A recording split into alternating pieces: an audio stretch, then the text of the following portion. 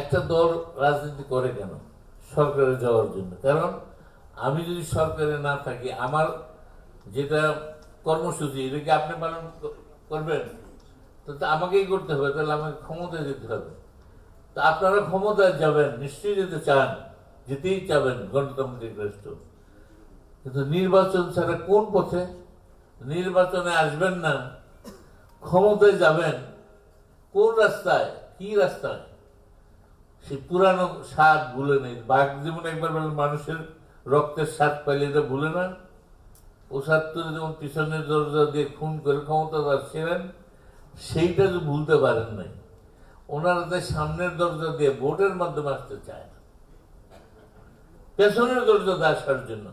না হয় এই যে ইলেকশনে যাচ্ছেন না, তো কে আপনাদের ক্ষমতা এনে দিবে? এমন কে আছে যে আপনাদের আকাশ থেকে আইনা বসাই দিবে? সেই প্রভু কারা? কোথায় সেই প্রভুরা আজকে? কাজে যারা ৭৫ ঘটিয়েছেন, আজও আবার সেই আশায় আছেন যে আপনাদের বিদেশি প্রভুরা এবং এদেশের স্বাধীনতা বিরোধীরা এক হয়ে আবার একটু একটা অঘটন ঘটিয়ে আপনাদের বসিয়ে দেবেন, এত কথা পাইবেন না, এত আশা করেন না।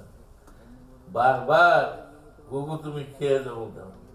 একবার তো ধরা পড়তেই হয়, বারবার তো হয় না।